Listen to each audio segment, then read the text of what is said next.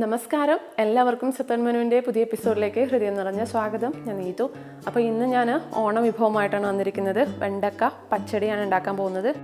ഞങ്ങളുടെ നാട്ടിലൊക്കെ ഇതിനെ വെണ്ടക്ക പച്ചടി എന്നാണ് പറയാറ്. പക്ഷേ ചില സ്ഥലങ്ങളിൽ വെണ്ടക്ക കിച്ചടി എന്ന് പറയാറുണ്ട്. അതുകൊണ്ട് വെണ്ടക്ക കിച്ചടി എന്ന് പറയുന്ന നാട്ടുകാർ വിഷമിക്കേണ്ട. അപ്പോൾ നിങ്ങൾ അങ്ങനെ പറയാം.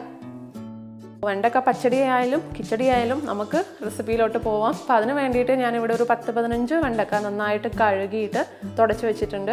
അപ്പോൾ തുടക്കുന്നതിൻ്റെ റീസൺ ഇതാണ്. നമ്മളത് കട്ട് ചെയ്ത് നമ്മൾ വെണ്ടക്ക കുക്ക് ചെയ്യുന്ന സമയത്ത് അതിൽ നിന്നൊരു വഴുവഴുപ്പ് ഉണ്ടാവും. അപ്പോൾ വെള്ളത്തിൻ്റെ അംശം ഉണ്ടെങ്കിൽ ആ ഒരു വഴുവഴുപ്പ് നിങ്ങൾക്ക് വരും. അപ്പോൾ അത് ഇല്ലാതിരിക്കാൻ വേണ്ടിയിട്ടാണ് ഇത് നന്നായിട്ട് തുടച്ചെടുക്കുന്നത്.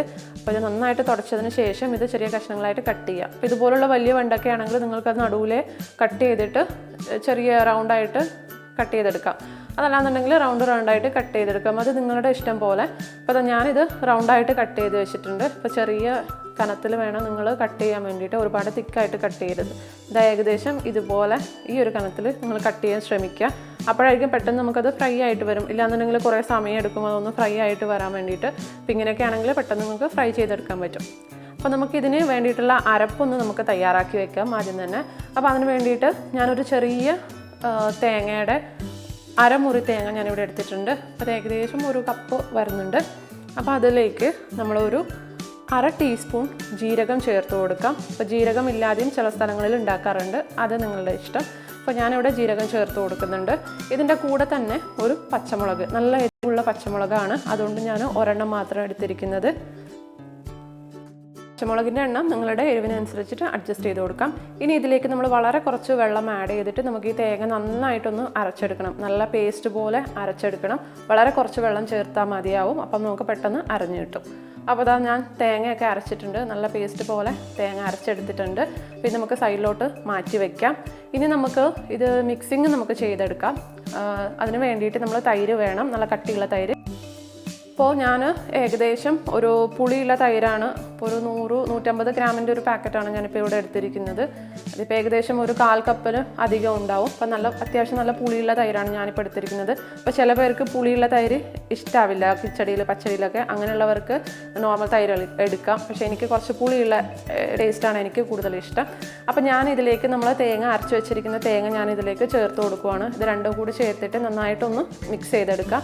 ഇപ്പോൾ കിച്ചടി ആയാലും പച്ചടി ആയാലും നമ്മൾ ഒരുപാട് വെള്ളം ചേർക്കാൻ പാടില്ല. അതുകൊണ്ട് തന്നെ തൈരിലായെങ്കിലും അരച്ചതിലാണെങ്കിലും അധികം വെള്ളം ചേർക്കാതെ നമ്മളിത് ഉണ്ടാക്കിയെടുക്കാം. അപ്പോൾ ഇതിലേക്ക് ഞാൻ ആവശ്യത്തിന് ഉപ്പ് കൂടെ ചേർത്ത് കൊടുത്തിട്ടുണ്ട്. അപ്പോൾ നിങ്ങൾക്ക് വെണ്ടക്കയിലും കുറച്ച് ഉപ്പ് ചേർക്കണം. അപ്പോൾ അതുകൊണ്ട് ഇതിൽ കുറച്ച് ചേർത്ത് കൊടുത്താൽ മതിയാവും. ഇനി നമ്മളൊന്ന് കടുകൊന്ന് ചതച്ചെടുക്കണം. അപ്പോൾ കടുക് ഏകദേശം ഒരു 1/2 ടീസ്പൂൺ കടുക് നമ്മൾ ഇതിലേക്ക് ചേർത്ത് കൊടുക്കാം.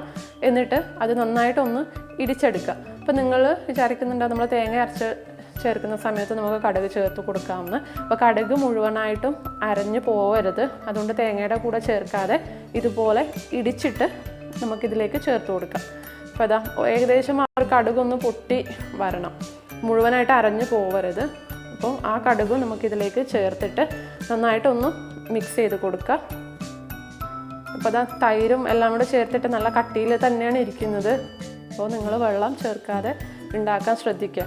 വെള്ളം ആവരുത്. അപ്പോൾ ഇനി ഇത് നമുക്ക് വെണ്ടയ്ക്ക ഒന്ന് ഫ്രൈ ചെയ്ത് എടുക്കണം. അപ്പോൾ അതിന് വേണ്ടിയിട്ട് ഞാനിവിടെ കുറച്ച് എണ്ണ ചൂടാക്കിയിട്ടുണ്ട്. അപ്പോൾ നിങ്ങൾക്കൊന്നെങ്കിൽ ഡീപ്പ് ഫ്രൈ ചെയ്തെടുക്കാം. ഒരു പാത്രത്തിൽ നമ്മൾ ഒരു തവിയിൽ നമ്മൾ ഈ വെണ്ടയ്ക്കയുടെ കഷ്ണങ്ങൾ ഇട്ടിട്ട് നമ്മൾ എണ്ണയിലേക്ക് അങ്ങ് മുക്കി കൊടുത്താൽ മതി. അപ്പോൾ അങ്ങനെ നമുക്ക് ഡീപ്പ് ഫ്രൈ ചെയ്തെടുക്കാം. പക്ഷേ ഞാനിവിടെ ശാലോ ഫ്രൈ ആണ് ചെയ്യുന്നത്. അതായിരിക്കും കുറച്ചും കൂടെ ഹെൽത്തി. അപ്പോൾ നമ്മളിതെല്ലാം കൂടി ഒന്ന് ഇങ്ങനെ നിരത്തിയിട്ട് കൊടുക്കാം.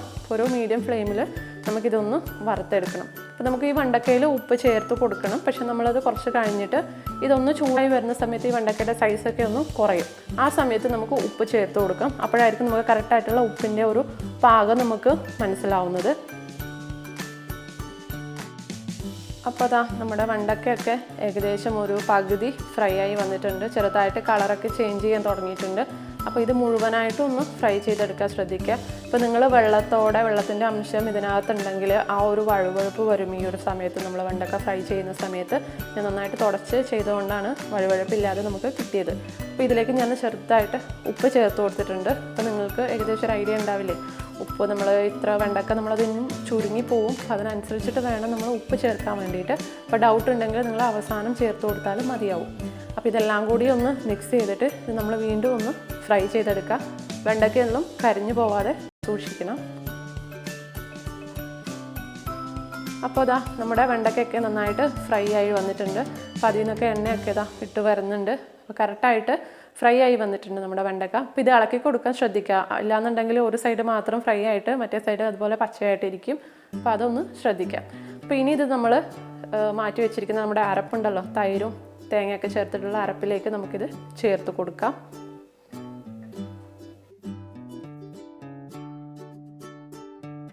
അപ്പോൾ അതാ നമ്മൾ ഫ്രൈ ചെയ്ത് വെച്ചിരിക്കുന്ന വെണ്ടക്ക ഞാൻ ഈ അരപ്പിലേക്ക്, അതായത് തേങ്ങ അരച്ചതും തൈരിൻ്റെയും മിശ്രിതത്തിലേക്ക് ഞാൻ ചേർത്ത് കൊടുക്കുവാണ്.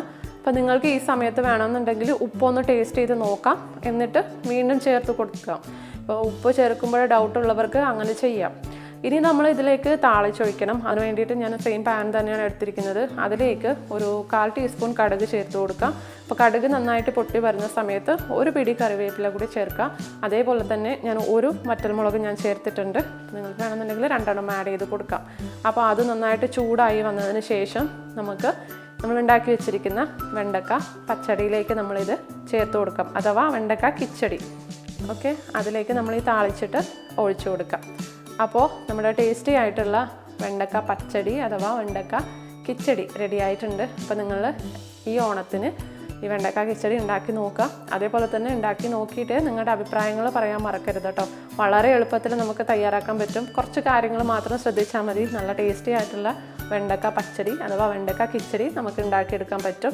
വളരെ കുറച്ച് സമയം മാത്രം മതിയാവും. അപ്പോൾ നിങ്ങൾക്ക് ക്രിസ്പി ആയിട്ട് വെണ്ടക്ക ഇതിലിരിക്കണം എന്നുണ്ടെങ്കിൽ നമ്മൾ സെർവ് ചെയ്യുന്ന സമയത്ത് ലാസ്റ്റ് ആഡ് ചെയ്ത് കൊടുത്താൽ മതിയാവും. അപ്പോൾ ഞാനെല്ലാം കൂടെ മിക്സ് ചെയ്തിട്ടുണ്ട്. അപ്പോൾ ഇത് കറക്റ്റായിരിക്കും. അപ്പോൾ നിങ്ങൾ ഇതുണ്ടാക്കി നോക്കണം, അഭിപ്രായം പറയണം. അതേപോലെ തന്നെ പിക്ചേഴ്സ് അയച്ചു തരിക തയ്യാറാക്കിയതിൻ്റെ.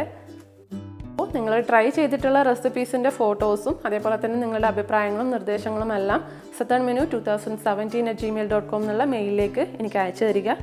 അതേപോലെ തന്നെ നിങ്ങൾക്ക് എന്നെ ഫേസ്ബുക്കിൽ കൂടി കണക്ട് ചെയ്യാം. അപ്പോൾ സതേൺ മെനു ഒന്ന് സെർച്ച് ചെയ്ത് കൊടുത്താൽ മതി. നമ്മുടെ ഫേസ്ബുക്ക് പേജ് നിങ്ങൾക്ക് കാണാൻ പറ്റും. അതിൽ കൂടി നിങ്ങൾക്ക് എന്നെ കണക്ട് ചെയ്യാവുന്നതാണ്. പറയുന്നത് പോലെ വീഡിയോ ഇഷ്ടപ്പെട്ടിട്ടുണ്ടെങ്കിൽ ലൈക്ക് ചെയ്യാനും ഷെയർ ചെയ്യാനും കമൻറ്റ് ചെയ്യാനും ഒന്നും മറക്കരുത്. അതേപോലെ തന്നെ ചാനൽ സതേൺ മെനു സബ്സ്ക്രൈബ് ചെയ്യുക. കൂടെ ബെല്ലൈക്കൻ ക്ലിക്ക് ചെയ്യാൻ മറക്കരുത്. അപ്പോൾ വീണ്ടും കാണാം. താങ്ക്